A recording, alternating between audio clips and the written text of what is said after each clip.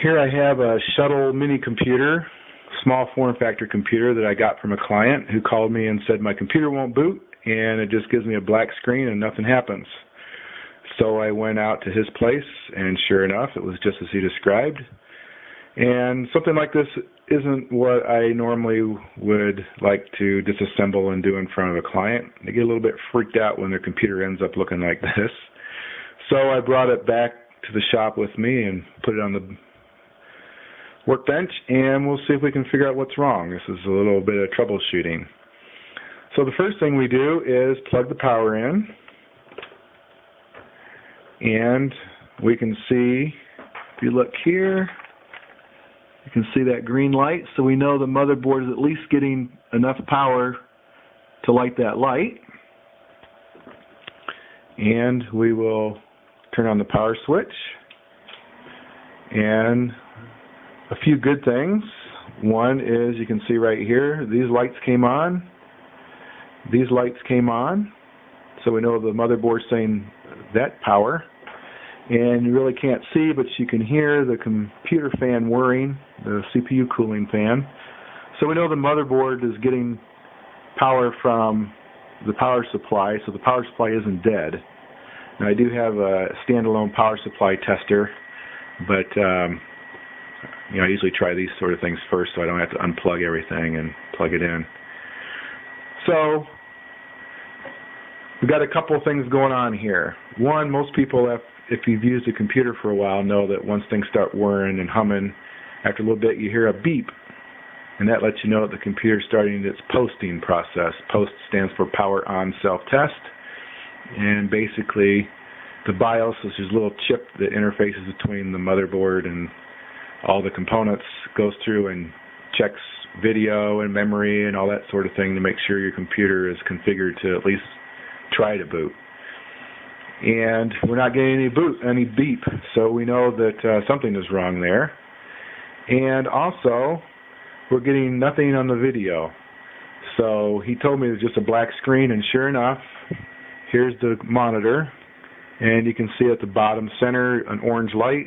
That should turn green, and we should start seeing text on the video screen or image, and we don't. So we've got power, we've got fans, but that's as far as it goes. So we have to do some more troubleshooting here. It's a little more in depth. So let's turn it off. I'll press the power button. Doesn't turn off, so I press and hold. Usually on a PC, if you press and hold the power button for a few seconds, it shuts off.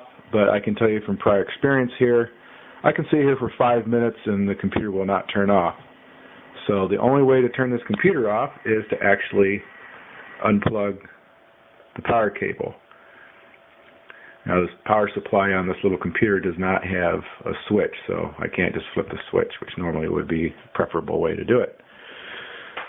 So we've got something suspicious here. The computer will not shut off. So for some reason, it's reading the switch to power on, but it's not reading the power off signal. So we need to do a little bit more in-depth troubleshooting. And one thing I found over the years that can be very helpful in things like this is called a debug card. A debug card is a handy little card that just plugs into one of the expansion slots in your computer.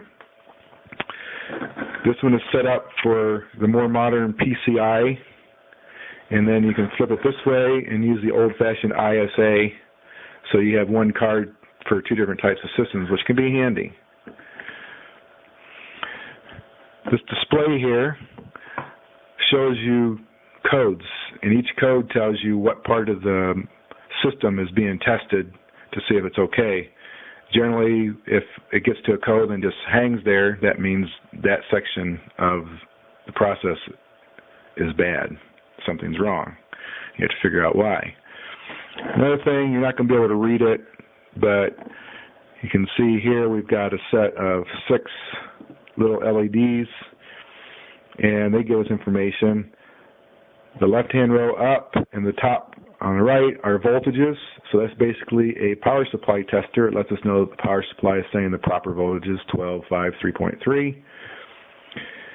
The center one here lights up to let us know that the BIOS is activated and that it's being recognized by the system. This is reset. It's generally off, and when you hit the reset button, it lights, and then the reset button, it shuts off. This basically lets you know that the motherboard is receiving the reset signal. This is a little speaker in case the computer doesn't have one hooked up, so you can hear any beep codes. This is a expansion header that you plug in an extra display, because sometimes when you plug these things in, the display gets turned around backward, or some cases are really tight and you just can't read the display, so that lets you put it outside the case where you can see it more easily. And this little switch here, when you're all done, each time you click it, it starts at the beginning, and each time you click it, it goes through each code, so you can see how far along the process it got. And there's a manual that lets you look up the codes to tell you what went bad. So what we will do is plug this into the computer.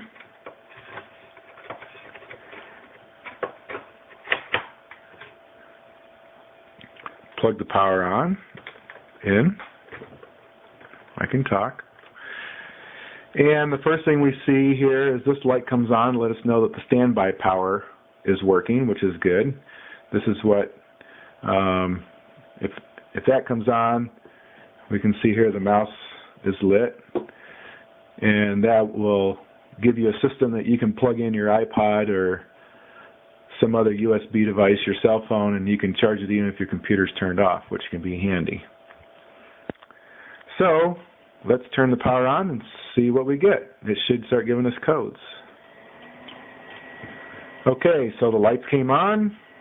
We see some good things.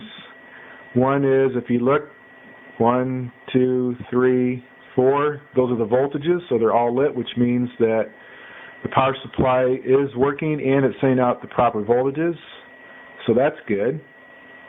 But we also have a few problems. One is the display is all dashes, which means that the system is not initializing, which would mean that it would set that to all zeros to start the post process. And we can see why, because the center light is dark, which means the BIOS hasn't activated, it's not working. So the third thing that's bad is this bottom right hand light is lit, which that is the reset light. And remember earlier I said that should be dark. It should only come on when you hit the reset button and then go off as soon as you let go of the reset button. So it's on all the time, which is not good. So I think that is telling us what our problem is.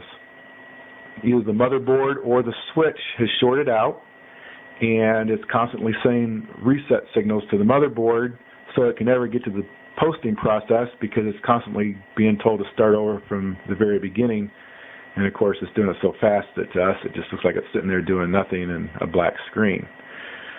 So on a full-size system, a normal system, I would have a pretty easy job of figuring out if the switch is bad or if the motherboard is bad by just going to the pins that have all the connectors to it, find the one for the reset switch and pull the reset switch off, and then try again and see if it works. However, the shuttles are nifty little computers, but they're not standard. They're proprietary stuff in them. So that means I'm going to have to do some disassembling and see if I can actually disconnect the reset switch or not. Sometimes on these little computers, all the switches are in a block, and it's all or nothing. So, I mean, I can always, cut the wire, and that would work, but obviously you don't want to do that. So that is a little video to kind of show you how a debug card can help you determine what is wrong with a system that won't boot. I've been working on computers for over 20 years, and I can tell you that a bad reset switch is not something that you would immediately come to mind, at least not to me. Maybe there's guys out there smarter than me that would. But something like this would probably take a lot longer to figure it out without the card. And a lot of times you may have never figured it out, just, throw away the computer and do a new one because it won't boot. Which may have to be done with this one if it's not easy enough to fix or if it is the motherboard. But at least we have a fighting chance of figuring out what's wrong. Hope this helped. Hope it was handy, and good luck.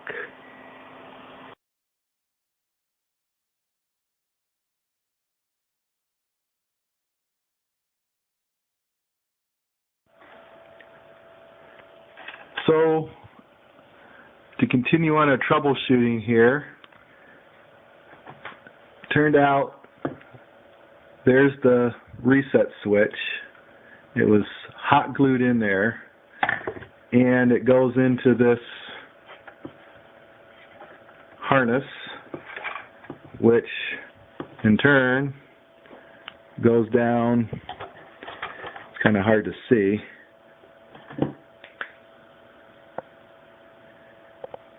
Right there. If you look here, it's a block all put together. So I end up having to cut the wire, but I figured A, you don't use a reset switch very much anymore, and B, I can always solder it back together if I have to. So let me turn off my little there. So let's try plugging this puppy back in and see if it's the motherboard or if it's a bad switch. Power on, and we see we have got the exact same thing we had before. So the reset signal is on constantly. So it's most likely something on that interface board or on the motherboard. So at this point, I have to discuss things with the client and determine what to do, because it can get really expensive in a hurry, and this computer is probably a couple years old. I built this for him a couple years ago. And the problem with computers a couple years old is that if you have to replace the motherboard or the interface board, that's going to be fairly pricey, and it's probably going to be a week or so to get the part. Then it's going to be my labor to completely disassemble the whole thing down to bare metal and then completely rebuild it just like I did the first time. And again, it's labor, and when you're paying somebody to do it, that can add up quick. If you're doing it for yourself, depends on how much you value your time, or if you have the time to do it, then it's free. So at this point, we know that the reset switch is not the problem, and it's probably going to be something expensive. So this system will probably not be repaired, but I can pull the CPU because it's fairly new, the memory, the hard drive, the DVD drive, and all that kind of stuff, and use that to build a new system without having to completely buy everything brand new. So it won't be as bad as it could be. If it was 4 or 5 years old, then that'd be a whole different story. So I hope this video has helped you get a little insight into troubleshooting and some of the tools you can use, and that should do it.